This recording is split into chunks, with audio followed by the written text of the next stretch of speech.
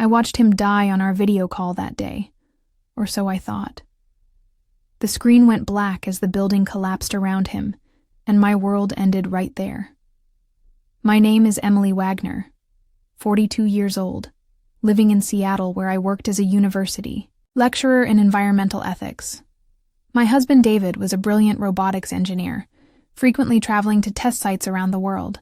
We had been married for 15 years, built our dream home, and were finally discussing starting a family after years of career focus. His work took him to remote locations, including that fateful trip to Alaska when the earthquake hit. The authorities never recovered his body from the collapsed research facility, and I spent a year in grief, attending support groups and barely functioning at work. My colleagues were understanding but concerned as I withdrew further into myself, with each passing month. I never expected to find answers at an academic conference in Chicago. The department chair had practically forced me to attend, insisting that reconnecting with colleagues would help my healing process. I reluctantly agreed, and found myself in a massive convention center surrounded by presentations on technological innovations. My attention drifted during most sessions until I wandered into a smaller room featuring breakthroughs in rescue robotics. The presenter was running late, and I considered leaving until the side door opened. A man walked confidently to the podium, and my world imploded for the second time. My legs nearly gave out beneath me as I stared at my supposedly dead husband. David looked different with shorter hair and glasses, but I would recognize him anywhere. He spoke with authority about innovations in subterranean mapping technology, never once glancing in my direction. My mind raced with impossible questions as I slumped lower in my seat. His voice was unmistakable despite the slight accent he now affected. I watched in stunned silence, recording parts of his presentation on my phone with trembling hands. The room emptied after his talk, and I followed him at a distance. My heart hammered so loudly I feared he would hear it across the crowded hallway. David walked briskly through the convention center, checking his watch repeatedly. I grabbed a vendor badge from an unattended table and pinned it to my jacket, pulling my hair into a quick bun. He exited through a service entrance and hailed a taxi. I frantically flagged down another and instructed the driver to follow at a distance. The city lights blurred around us as we traveled north along the lakefront. My mind cycled through endless possibilities, each more painful than the last. We eventually reached an industrial shipping terminal on the outskirts of the city. I paid the driver and watched David approach a sleek black car parked near a warehouse entrance. A woman in an expensive suit emerged from the vehicle. David handed her what appeared to be technical documents in a sealed case. They spoke briefly, before she passed him an envelope. I crept closer, hiding behind shipping containers to capture photos with my phone. The woman checked her surroundings before retrieving something from her trunk. My blood froze as I recognized the case containing our wedding album and personal documents I had packed away after his death. She handed these to David, who nodded curtly before they parted ways. I remained motionless long after both had departed, tears streaming silently down my face. My husband was alive, involved in something serious enough to abandon our life together. He had willingly let me suffer through the agony of his loss. I returned to my hotel room in a daze. The conference continued around me for 2 more days, but I attended no further sessions. Instead, I researched the company logo I had spotted on the documents. Vertex Dynamics was a subsidiary of a larger corporation specializing in automated mining operations. David had never mentioned them in all our years together. I contacted the only person I could trust with this revelation, my former research assistant, Milo Chen. He had graduated 2 years prior and now worked in cybersecurity. I sent him the photos and a brief explanation of my situation. His response was immediate and concerned.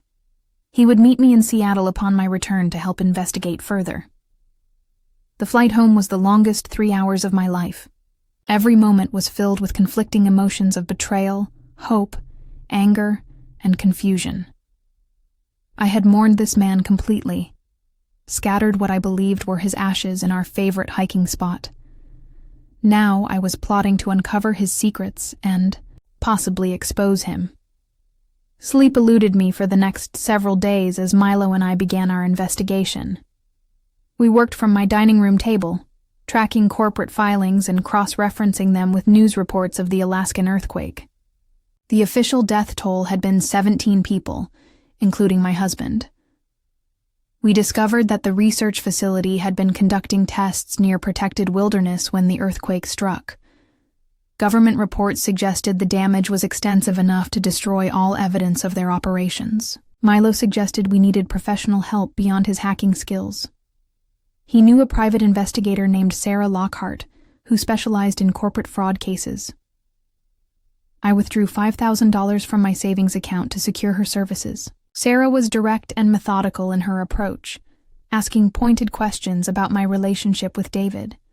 She seemed particularly interested in his work history and access to intellectual property. The three of us formed an unlikely alliance dedicated to uncovering the truth.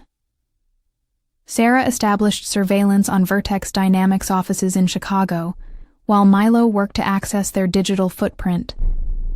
I provided every detail I could remember about David, including passwords and patterns he commonly used. The days blurred together as we assembled pieces of an increasingly disturbing puzzle. Our first breakthrough came when Milo discovered communication logs between Vertex and government land management officials. The exchanges referenced special permits for exploratory operations in protected areas. Sarah confirmed through industry contacts that Vertex was developing autonomous mining equipment that could operate in environmentally sensitive or dangerous locations. The technology would be worth billions if successfully deployed, eliminating the need for human workers in hazardous conditions. Everything pointed to David being a key developer of this technology, likely recruited for his expertise in robotics. The question remained why he would fake his death rather than simply leaving me for this opportunity. The answer emerged when Sarah uncovered internal memos regarding liability concerns. The testing in Alaska had gone catastrophically wrong, causing the earthquake rather than being its victim. I sat alone in my kitchen that night, staring at photographs of our life together. 15 years of memories tainted by this revelation. David had chosen to disappear rather than face responsibility for the disaster his work had caused. I wondered how many of the other 16 victims had actually died, or if they too were living new lives with new identities. Sleep finally claimed me around dawn, bringing dreams of collapsing buildings and faceless corporations. When I awoke, my resolve had hardened into something cold and unforgiving. The man I loved had died in Alaska, not physically, but morally. The person wearing his face now was a stranger who deserved no protection from me. Sarah called with news that David was scheduled to attend a private investor event on a yacht in Lake Michigan the following weekend. She had secured us invitations through her network of contacts, allowing us to observe him directly. I spent the intervening days preparing myself emotionally for the confrontation, practicing calm reactions to every scenario I could imagine. Milo worked tirelessly to crack corporate servers, eventually gaining access to financial records showing massive investments in the technology David had presented. The sums involved were staggering, with projected profits in the billions once fully operational. My academic salary seemed laughable in comparison to what had tempted my husband away. The yacht gleamed under the summer sun as we boarded for the investor showcase. I wore a blonde wig and colored contacts as disguise, dressed in an expensive outfit borrowed from Sarah. Milo remained ashore, monitoring communications and ready to extract data during the presentation. The vessel was filled with wealthy individuals, eager to hear about the revolutionary mining technology. I scanned the crowd nervously until I spotted him near the bow. David looked tanned and relaxed, confidently networking with potential investors. He now used the name Michael Brenner, according to his name tag, introducing himself as the Chief Technology Officer. I maintained my distance while Sarah circulated, recording conversations and collecting business cards. The formal presentation began as we cruised into deeper waters. Corporate executives outlined their vision for autonomous mining operations in previously inaccessible locations. They specifically highlighted national parks and wilderness areas where traditional mining was prohibited. David took the stage to enthusiastic applause, launching into technical specifics about their breakthrough technology. He described how their robots could extract resources with minimal surface disruption, operating beneath the earth without detection. The applications extended beyond mining to military and security operations. I felt physically ill listening to him promote technology that had already killed innocent people and threatened protected environments. When he described the competitive advantage of their proprietary systems, I recognized components of research we had discussed in our home. The question and answer session that followed revealed disturbing details about their operation. One investor asked about regulatory hurdles, prompting nervous laughter from the executives. The CEO smoothly explained their strategy of operating in regulatory gray areas and leveraging political connections. Another questioned the safety record, specifically referencing the Alaskan incident. David responded with practiced sympathy about the tragic accident, expressing condolences to the families affected. I dug my nails into my palms to maintain composure as he effectively mourned his own fake death. The final question addressed security concerns about their technology falling into the wrong hands. Their answer chilled me to the core. They described aggressive measures to eliminate competition, including corporate espionage and neutralizing potential whistleblowers. My hands shook as I texted Milo about what I had heard. His response was immediate and alarming. During the MICE presentation, he had accessed files detailing their security protocols, which included surveillance of former employees and family members. My name appeared on a watch list of potential security risks, with a notation that I was under periodic monitoring. The revelation struck me like a physical blow. They had been watching me during my year of grief, ensuring I believed the lie of his death. I excused myself to the restroom, fighting waves of nausea as the full extent of the betrayal became clear. When I emerged, I noticed a security officer studying the guest list with unusual intensity.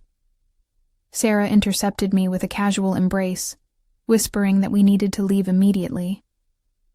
We disembarked at the next docking point, claiming a family emergency. The security officer watched us leave, speaking quietly into his radio. Sarah led me through side streets until we were certain we were not followed. Milo met us at a predetermined location, his expression grave as he showed us files he had downloaded. They contained detailed information about test sites across the country, including environmental impact assessments that had been buried. The most disturbing document was a liability worksheet calculating the financial cost of human casualties against potential profits. David had signed off on this analysis, effectively putting a price tag on human lives, including mine. We transferred everything to encrypted drives and separated, agreeing to reconnect the following day once we had processed the information. I returned to my hotel room alone, feeling exposed and vulnerable for the first time since discovering David was alive. The man I had loved was capable of cold calculation beyond anything I had imagined. I checked into a different hotel under Sarah's name, paying cash and avoiding surveillance cameras.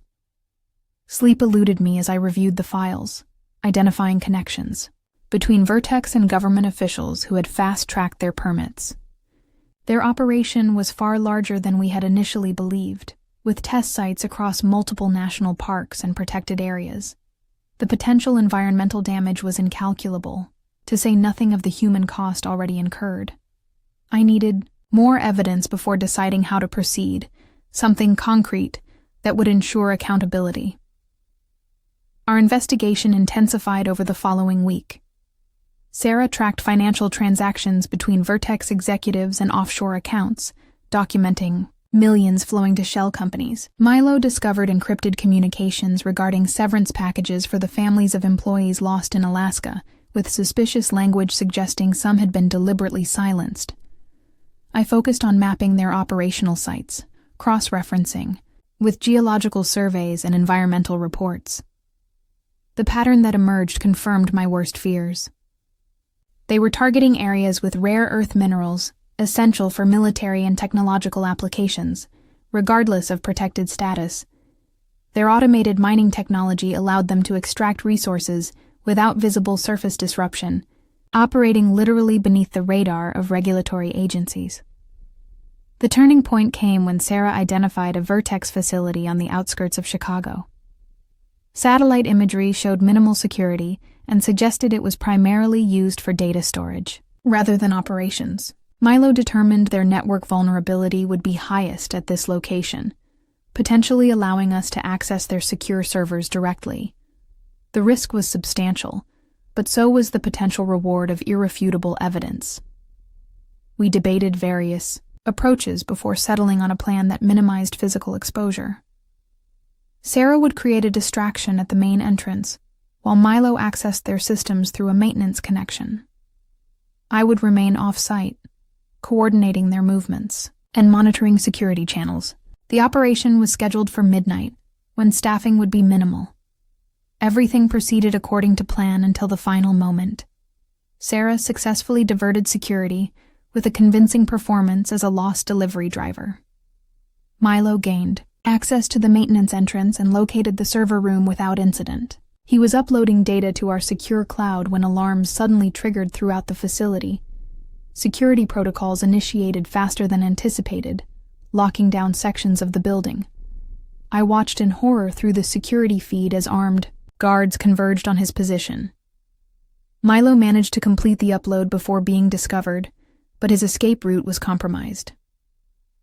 Sarah attempted to create a secondary distraction, but was intercepted by additional security personnel. Both were detained before I could guide them to alternative exits. I sat frozen in our rented van, watching helplessly as my friends were marched to security vehicles. The choice before me was agonizing. I could attempt a desperate rescue that would likely fail, or I could salvage the mission by securing the evidence they had sacrificed themselves to obtain. With shaking hands, I downloaded the data and abandoned our position before security expanded their search perimeter. The weight of my decision pressed upon me with each passing minute as I drove aimlessly through Chicago streets. By morning, I had checked into another hotel under a third identity provided by Sarah. The data Milo had retrieved was our only leverage, and I needed to understand it before determining our next move.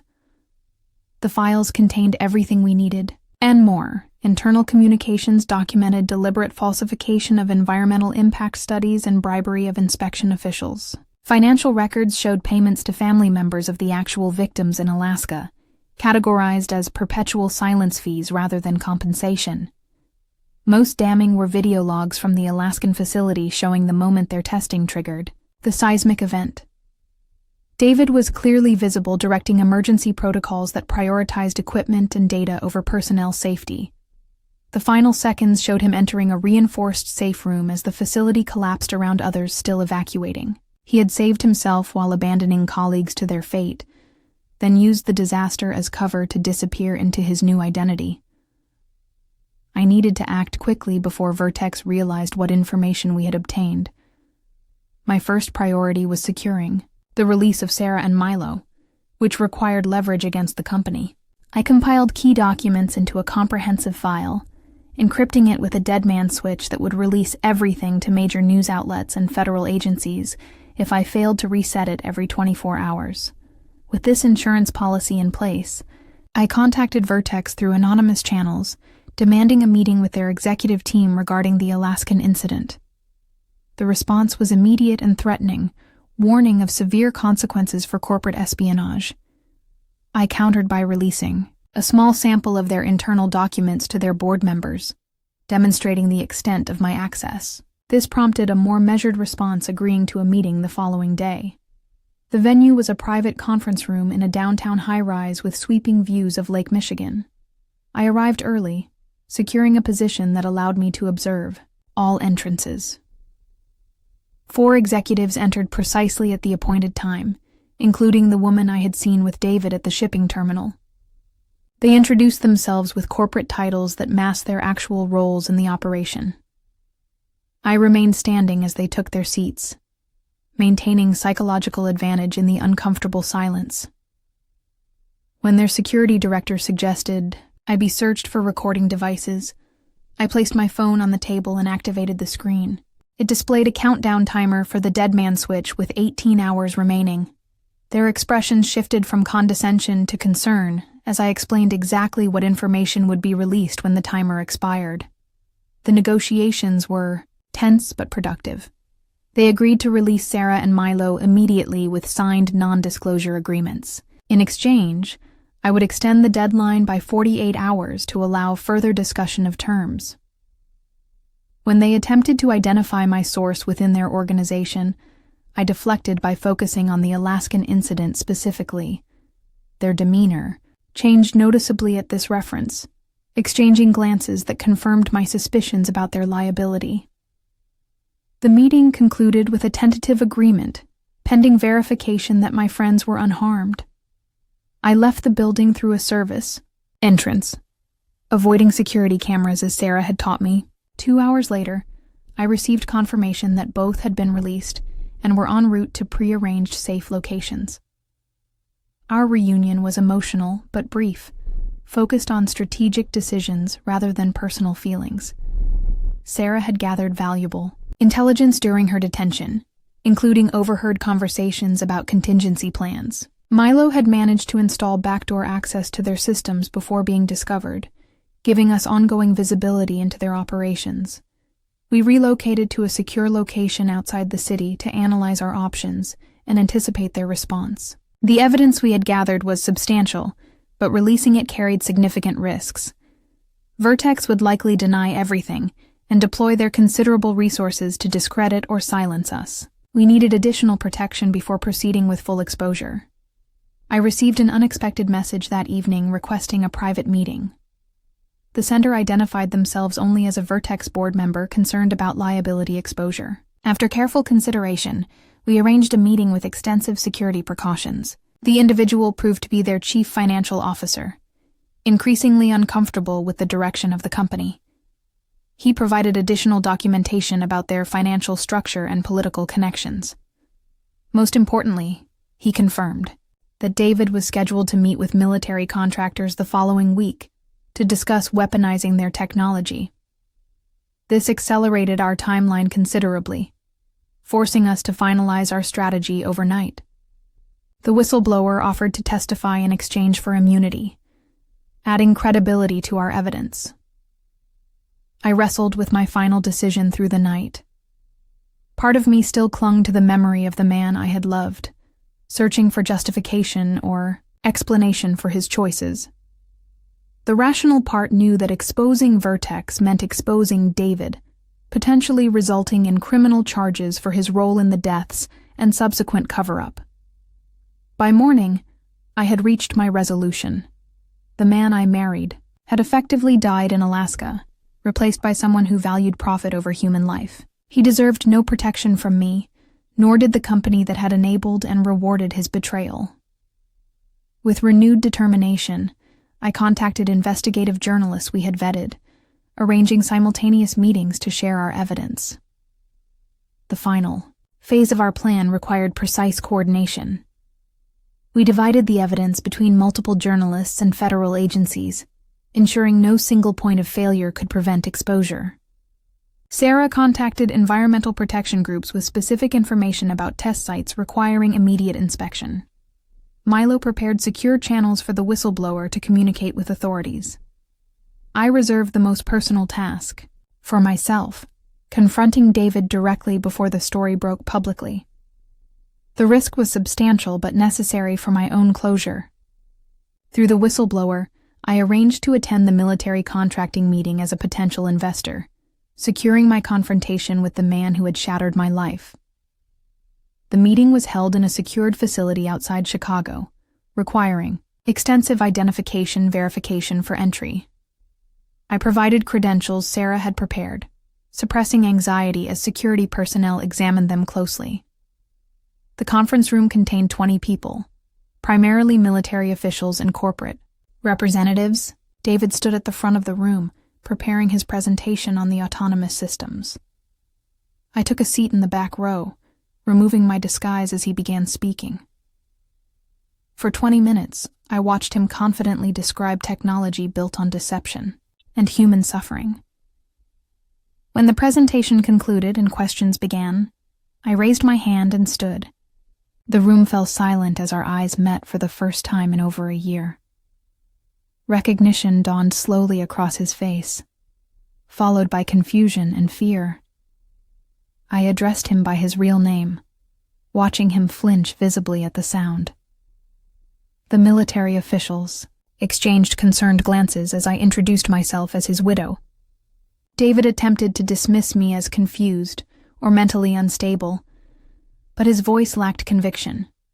I calmly outlined the events in Alaska, the deaths he had caused, and his elaborate deception afterward. With each detail, his composure crumbled.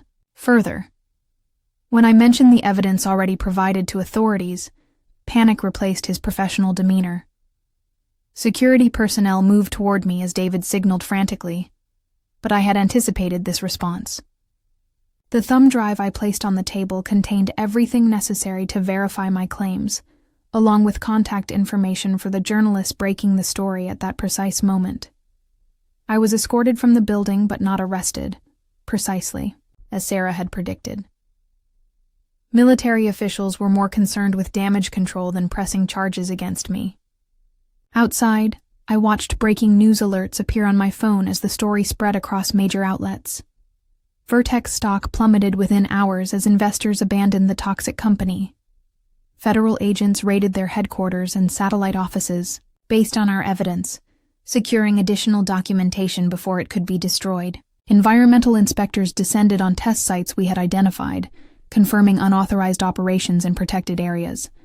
The human cost of their actions became the focus of international coverage, with families of Alaskan victims demanding accountability. David and key executives were taken into custody pending multiple investigations into corporate fraud, environmental crimes, and negligent homicide. The weeks that followed brought a strange mixture of vindication and grief.